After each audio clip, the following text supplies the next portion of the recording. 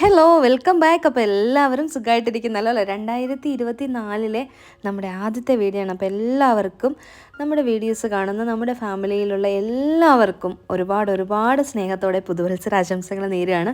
കുറച്ച് ലേറ്റായി പോയെന്നറിയാം, എന്നാലും കുഴപ്പമില്ല, കിടക്കട്ടെ.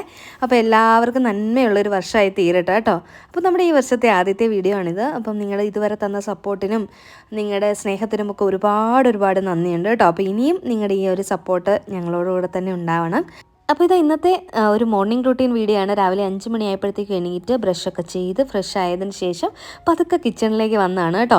അപ്പോൾ നമ്മുടെ ക്രിസ്മസ് ട്രീ ഇതുവരെ എടുത്ത് വെച്ചിട്ടില്ല. അത് പാത്രം എടുത്ത് വെക്കാനായിട്ട് സമ്മതിക്കുന്നില്ല. എങ്ങനെയെങ്കിലും പറഞ്ഞെന്ന് അതൊന്ന് എടുത്ത് വെക്കണം എന്ന് വിചാരിക്കുന്നുണ്ട്.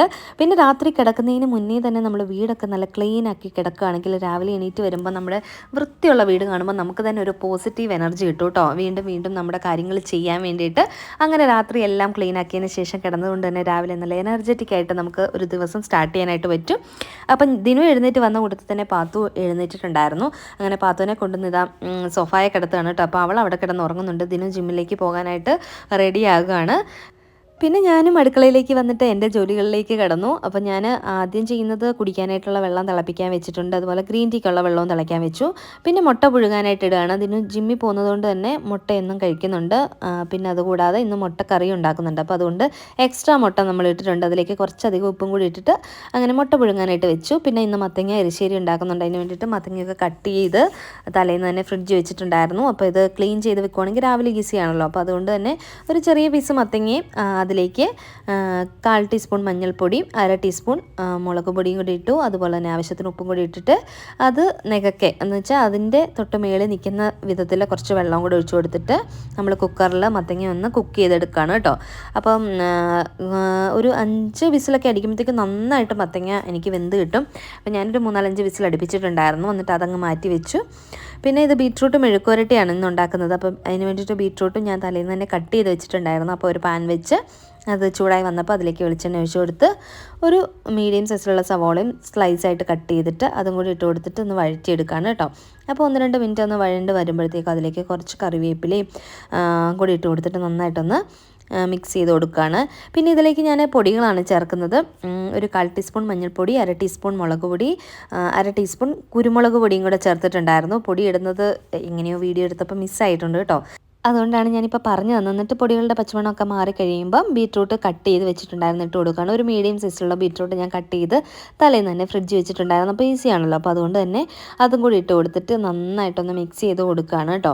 ഇനിയിപ്പോൾ അത് അവിടെ ഇരുന്ന് ഒന്ന് വെന്ത് വരട്ടെ. ഒന്ന് മൂടി വെച്ചിട്ട് ഒരു മീഡിയം ഫ്ലെയിമിൽ ഇട്ടിട്ട് ഇടയ്ക്കിടയ്ക്ക് ഒന്ന് ഇളക്കി കൊടുത്താൽ നമ്മുടെ ബീട്രൂട്ട് മെഴുക്കുവരട്ടി അവിടെ ഇരുന്ന് ഒന്ന് റെഡിയായി വന്നോളും. അപ്പോൾ അതിൻ്റെ പരിപാടിയും ഏകദേശം കഴിഞ്ഞിട്ടുണ്ട് കേട്ടോ. പിന്നെ ഇനി മത്തങ്ങ എരിശ്ശേരിക്ക് വേണ്ടിയിട്ടുള്ള തേങ്ങയും ജീരകം കൂടെ ഞാനൊന്ന് അരച്ചെടുക്കുകയാണ്. അപ്പം ഞാൻ വൻപയറോ ചെറുപയറോ ഒന്നും യൂസ് ചെയ്യുന്നില്ല. വെറുതെ മത്തങ്ങ മാത്രം വെച്ചിട്ടാണ് കേട്ടോ എരിശ്ശേരി ഉണ്ടാക്കുന്നത്. അപ്പോൾ മത്തങ്ങയൊക്കെ വെന്തിട്ടുണ്ടായിരുന്നത് ചിലതൊക്കെ ഞാനൊന്ന് നന്നായിട്ടൊന്ന് ഉടച്ചു കൊടുക്കുന്നുണ്ട്. ചിലത് അതേപടി തന്നെ കിടക്കട്ടെ എന്ന് വിചാരിച്ചു. അങ്ങനെ മത്തങ്ങയൊക്കെ ഉടച്ചു കൊടുത്തതിലേക്ക് തേങ്ങയും ജീരകവും കൂടെ അരച്ചിട്ടുണ്ടായിരുന്നത് ഒരു 1/2 ഗ്ലാസ് തേങ്ങയിലേക്ക് 1/4 ടീസ്പൂൺ ജീരകം കൂടി ഇട്ടിട്ട് നല്ല പേസ്റ്റാക്കി അരച്ചിട്ടുണ്ടായിരുന്നതാണ് കേട്ടോ. അപ്പോൾ അതും കൂടെ ചേർത്ത് കൊടുത്തിട്ട് നന്നായിട്ടൊന്ന് മിക്സ് ചെയ്ത് അതൊന്ന് തിളയ്ക്കണം.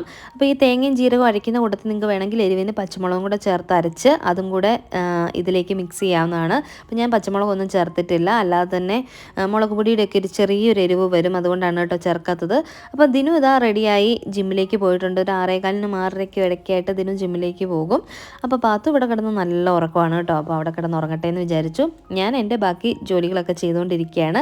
അപ്പം ഒരെണ്ണത്തിൽ നമ്മുടെ മത്തങ്ങ എരിശ്ശേരി റെഡിയാവുന്നു. പിന്നെ എരിശ്ശേരിക്ക് വേണ്ടിയിട്ടുള്ള തേങ്ങയ്ക്ക് ഒന്ന് വറുത്തെടുക്കുന്നുണ്ട്. ബീട്രൂട്ട് മെഴുക്കുവരട്ടിയും റെഡിയായി വരുന്നുണ്ട്. അപ്പോൾ ഓരോന്നോരോന്നും മാറ്റിയാലല്ലേ നമുക്ക് അടുത്തടുത്ത കാര്യങ്ങൾ ചെയ്യാനായിട്ട് പറ്റുള്ളൂ. അപ്പോൾ മത്തങ്ങ ഒക്കെ നന്നായിട്ടൊന്ന് തേങ്ങയായിട്ട് യോജിച്ച് തിളച്ച് വന്നപ്പോൾ അതിലേക്ക് കടുക് വറുത്ത കുറച്ച് തേങ്ങ കറിവേപ്പിലയും കൂടി ഇട്ടിട്ട് നന്നായിട്ടൊന്ന് വറുത്തെടുത്ത കേട്ടോ. നമ്മൾ തേങ്ങ വറുക്കത്തില്ലേ തീയലിനൊക്കെ, അപ്പോൾ അതുപോലൊന്ന് തേങ്ങയൊന്ന് വറുത്തെടുത്തതും കൂടി ഈ ഒരു എരിശ്ശേരിയിലേക്ക് ചേർത്ത് കൊടുക്കുമ്പോഴാണ് നമ്മുടെ നല്ല ടേസ്റ്റി ആയിട്ടുള്ള എരിശ്ശേരി ആവുന്നത്. അപ്പോൾ അങ്ങനെ പെട്ടെന്ന് തന്നെ ഉണ്ടാക്കാൻ പറ്റുന്ന മത്തങ്ങ എരിശ്ശേരി ഇവിടെ റെഡി ആയിട്ടുണ്ട്. കുട്ടികൾക്കാണെങ്കിലും നല്ല ഹെൽത്തിയാണ്. അപ്പോൾ നമുക്കത് കൊടുക്കുന്നത് കൊണ്ട് വേറെ പ്രശ്നങ്ങളൊന്നുമില്ല. പിന്നെ ബീട്രൂട്ട് മെഴുക്കുവരട്ടിയും ഇവിടെ റെഡിയായി വന്നുകൊണ്ടിരിക്കുന്നു. കുറച്ച് ഡ്രൈ ആകണം എന്നുണ്ടെങ്കിൽ നിങ്ങൾക്ക് കുറച്ചധികം നേരം വെക്കാം. പിന്നെ വേണമെന്നുണ്ടെങ്കിൽ വെളുത്തുള്ളി ചതച്ചിടാം കേട്ടോ. ഇതിനകത്ത് ഞാൻ വെളുത്തുള്ളി ഒന്നും ചേർത്തിട്ടില്ലെന്നേ ഉള്ളൂ. അപ്പോൾ അങ്ങനെ മെഴുക്കുവരട്ടി അവിടെ റെഡിയായി കഴിഞ്ഞപ്പോഴത്തേക്കും ഞാനതും വേറൊരു പാത്രത്തിലേക്ക് മാറ്റി. അപ്പോൾ ഞാൻ ആകുന്ന പാത്രങ്ങളും കൂടെ ഒന്ന് കഴുകി പോകുന്നുണ്ട് കേട്ടോ. അപ്പോൾ നമ്മൾ വേറെ പാത്രത്തിലേക്ക് പകർന്നു വെക്കുവാണെങ്കിൽ വലിയ പാത്രങ്ങൾ അപ്പോൾ നമുക്ക് കഴുകി വെക്കാനായിട്ടും പറ്റും. കിച്ചൺ നല്ല നീറ്റായിട്ടും ഇരിക്കും കേട്ടോ. പിന്നെ ഇതാ റൈസ് കുക്കറിൽ തലേന്ന് തിളപ്പിച്ച് വെച്ചിട്ടുണ്ടായിരുന്ന ചോറ് ഒന്നുകൂടി ഒന്ന് എടുത്ത് തിളപ്പിക്കാനായിട്ട് വെക്കുകയാണ് കേട്ടോ. അപ്പോൾ ഓരോന്ന് നമ്മൾ കുക്ക് ചെയ്ത് മാറ്റുന്നതനുസരിച്ചിട്ട് അടുത്ത ഓരോന്ന് വെക്കുകയാണ്. പിന്നെ അതുപോലെ തന്നെ ഇനിയിപ്പോൾ മുട്ടക്കറി ഉണ്ടാക്കാനായിട്ടുണ്ട്. അപ്പോൾ അതും സ്റ്റൗവിൽ ഞാൻ പാൻ വെച്ചിട്ടുണ്ട്. അപ്പോൾ ബീട്രൂട്ട് മെഴുക്കുവരട്ടി ഉണ്ടാക്കിയ അതേ പാനിൽ തന്നെയാണ് ഞാൻ ഇനി മുട്ടക്കറി ഉണ്ടാക്കുന്നത്. അപ്പോൾ നമ്മൾ അധികം പാത്രങ്ങൾ യൂസ് ചെയ്യാതിരിക്കുകയാണെങ്കിൽ നമുക്ക് എന്താ പറയുക, പാത്രങ്ങൾ കഴുകുന്നതിൻ്റെ ആ ഒരു എണ്ണവും കുറയ്ക്കാനായിട്ട് പറ്റും. അത്രയും സമയം നമുക്ക് ലാഭിക്കാനായിട്ടും പറ്റും. അപ്പോൾ ഞാൻ മാക്സിമം ആ പാൻ തന്നെ ഉപയോഗിക്കാനായിട്ട് ശ്രദ്ധിക്കാറുണ്ട് കേട്ടോ. ഒരു പാൻ തന്നെ എടുത്തു കഴിഞ്ഞാൽ 1-2 കറികളൊക്കെ അതിനകത്ത് തന്നെ വെക്കാൻ ശ്രദ്ധിക്കാറുണ്ട്. പിന്നെ നമ്മുടെ ചോറൊക്കെ റെഡിയായപ്പോൾ അതൊന്ന് വാർത്തിട്ടു. പിന്നെ മുട്ടക്കറി ഇവിടെ ഇതാ റെഡി ആയിക്കൊണ്ടിരിക്കുന്നു. മുട്ടക്കറിയുടെയൊക്കെ റെസിപ്പി ഞാൻ ഇതിനു മുന്നേ പലതവണ കാണിച്ചിട്ടുള്ളതാണ്. അതുകൊണ്ടാണ് വീണ്ടും കാണിക്കാത്തത്. അപ്പോൾ ഇന്ന് പാത്തുവിനെ സ്കൂളിൽ കൊടുത്തു വിടുന്നത് പൂരിയാണ്. അപ്പോൾ പൂരി ഉണ്ടാക്കാനായിട്ടുണ്ട്. പിന്നെ ബേബിക്കോൺ ഫ്രൈ ചെയ്യാനായിട്ടുണ്ട്. അപ്പോൾ അങ്ങനെ 1-2 കാര്യങ്ങളും കൂടി ഉണ്ട് കേട്ടോ. അപ്പോൾ അതാ ദിനുവിന് ജിമ്മിൽ നിന്ന് വന്നു കഴിയുമ്പോൾ കഴിക്കാനുള്ള മുട്ട മാറ്റി വെച്ചു. പിന്നെ ബ്രേക്ക്ഫാസ്റ്റിന് വേണ്ടിയിട്ടുള്ള മുട്ടക്കറി ഇതാ അവിടെ റെഡി ആയിട്ടുണ്ട് കേട്ടോ. അപ്പോൾ മുട്ടക്കറിയൊക്കെ നമുക്ക് ഈസി ആയിട്ട് ഉണ്ടാക്കാം. ഞാൻ ഒത്തിരി തവണ റെസിപ്പി ഷെയർ ചെയ്തിട്ടുള്ളതാണ്. അതുകൊണ്ടാണ് വീണ്ടും കാണിച്ച് നിങ്ങളെ ബോറടിപ്പിക്കാത്തത്. പിന്നെ ബേബിക്കോൺ ഫ്രൈ ചെയ്യാനായിട്ട് അതേ പാൻ തന്നെയാണ് ഞാൻ എടുത്തിട്ടുള്ളത്.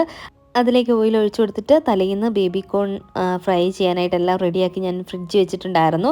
ഞാൻ ഈ ബേബിക്കോൺ മേടിച്ച് നന്നായിട്ട് ക്ലീൻ ചെയ്ത് വാഷ് ചെയ്തതിന് ശേഷം കുക്ക് ചെയ്യും. മഞ്ഞൾപ്പൊടി ഉപ്പൊക്കെ ഇട്ടിട്ട് കുക്ക് ചെയ്ത് പിന്നെ അതിൻ്റെ വെള്ളമൊക്കെ വാർന്നതിന് ശേഷമാണ് മസാലയൊക്കെ പുരട്ടി ഫ്രിഡ്ജ് വെക്കുന്നത് കേട്ടോ.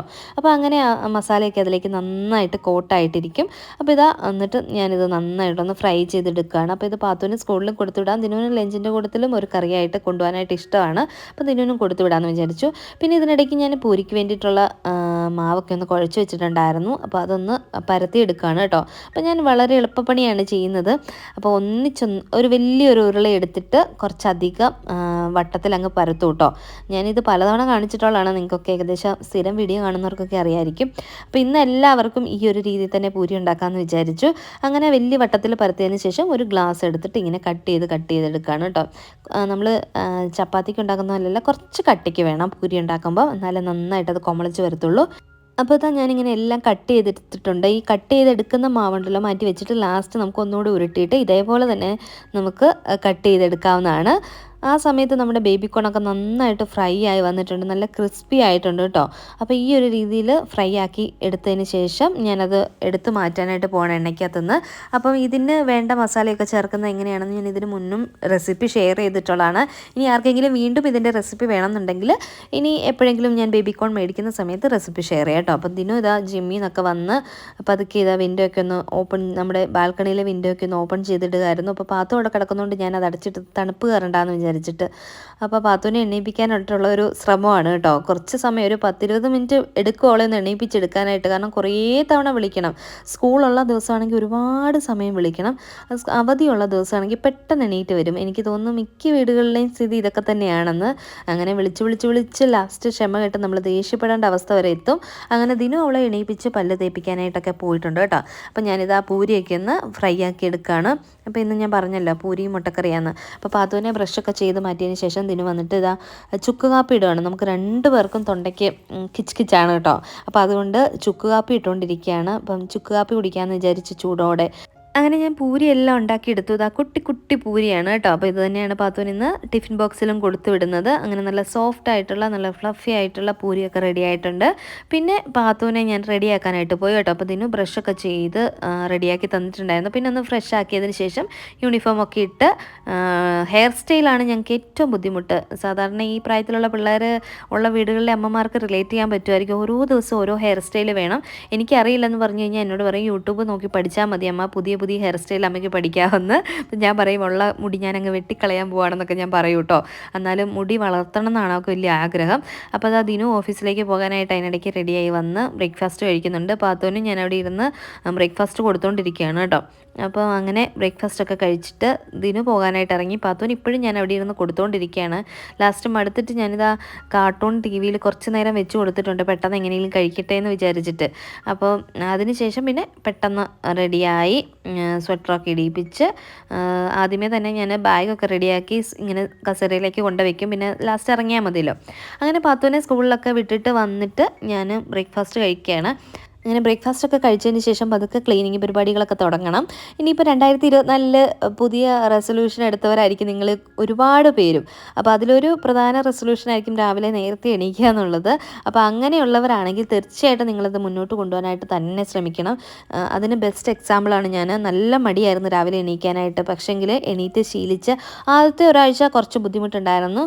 പെട്ടെന്ന് നമുക്ക് രാവിലെ എണീക്കാൻ പറ്റില്ല, ഗ്രാജ്വലി നമ്മൾ ആ ഒരു ടൈം മാറ്റി മാറ്റി കൊണ്ടുവരാനേ പറ്റുള്ളൂ.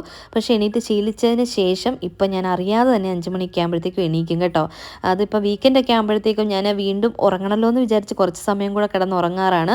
അല്ലാത്ത പക്ഷം ഞാൻ എന്നും രാവിലെ നേരത്തെ ഉണരും തന്നെത്താന്. നമ്മളിങ്ങനെ നേരത്തെ എണീറ്റ് ശീലിച്ചു കഴിഞ്ഞാൽ നമുക്ക് ഒരുപാട് ചേഞ്ചസ് നമ്മുടെ ലൈഫിൽ കൊണ്ടുവരാനായിട്ട് പറ്റും. വേറൊന്നുമല്ല, നമുക്ക് ഒരുപാട് പോസിറ്റിവിറ്റി ഉണ്ടാവും. നമ്മുടെ എനർജി കുറച്ചും കൂടെ ഒന്ന് നന്നായിട്ട് കൂടുന്ന പോലെ നമുക്ക് ഫീൽ ചെയ്യും. എന്നാൽ നമുക്ക് ഒരുപാട് കാര്യങ്ങൾ ചെയ്ത് തീർക്കാനായിട്ട് കുറേ സമയം ഉള്ളതുപോലെ തോന്നും. ആ സമയം കൊണ്ട് തീർക്കാനായിട്ട് പറ്റും. സ്ട്രെസ്സൊക്കെ ഒരുപാട് ഒഴിവാക്കാനായിട്ട് പറ്റും. അങ്ങനെ പല പല ബെനിഫിറ്റ് ഉണ്ട് നമ്മൾ ഈ രാവിലെ നേരത്തെ എണീറ്റ് ശീലിച്ചു കഴിഞ്ഞാൽ. അപ്പോൾ തീർച്ചയായിട്ടും നിങ്ങളൊക്കെ രാവിലെ എണീറ്റ് ശീലിക്കാനായിട്ട് എന്തായാലും ശ്രമിക്കണം കേട്ടോ. രാവിലെ എണീക്കാൻ മടിയുള്ളവരോട് മാത്രമാണ് ഞാൻ പറയുന്നത്. ഒരുപാട് പേരും രാവിലെ നേരത്തെ എണീക്കുന്നവരാണെന്ന് എനിക്കറിയാം. അപ്പോൾ അത് ആ ക്ലീനിങ് പരിപാടികളെല്ലാം ഏകദേശം കഴിഞ്ഞിട്ടുണ്ട്. എനിക്കാണെങ്കിൽ ഈ ഡൈനിങ് ടേബിളിലോ നമ്മുടെ ബെഡ്റൂമിലോ ബെഡിലോ അല്ലെങ്കിൽ സോഫയിലൊക്കെ ഇങ്ങനെ ഒരുപാട് സാധനങ്ങളൊക്കെ നിരന്ന് കിടക്കുന്ന കാണുമ്പോൾ ഭയങ്കര ബുദ്ധിമുട്ടാണ് കേട്ടോ. അപ്പം അത് നല്ല സ്വഭാവമാണോ ചീത്ത സ്വഭാവമാണോ എന്ന് എനിക്കറിയില്ല, പക്ഷേങ്കിൽ ഞാൻ അങ്ങനെയാണ്. എന്നെപ്പോലെ നിങ്ങളിൽ പലരും ഉണ്ടാവാം. അപ്പം അങ്ങനെ ക്ലീനിങ് പരിപാടികളെല്ലാം കഴിഞ്ഞ് കഴിഞ്ഞാൽ മാത്രമാണ് എനിക്കൊന്ന് സ്വസ്ഥമായിട്ട് എവിടെയെങ്കിലും ഇരിക്കാനായിട്ട് പറ്റുന്നത് കേട്ടോ. അപ്പം ഇതൊക്കെയായിരുന്നു നമ്മുടെ ഇന്നത്തെ കുഞ്ഞു വീഡിയോ. വീഡിയോ ഇഷ്ടപ്പെട്ടിട്ടുണ്ടെങ്കിൽ ലൈക്ക് ചെയ്യുക, ഷെയർ ചെയ്യുക, കമൻറ്റ് ചെയ്യുക, സബ്സ്ക്രൈബ് ചെയ്ത് കാണുന്നവർ സബ്സ്ക്രൈബ് ചെയ്ത് സപ്പോർട്ട് ചെയ്യുക. അപ്പോൾ പുതിയൊരു വീഡിയോ ആയിട്ട് വരുന്നവരേക്കും നന്ദി, നമസ്കാരം.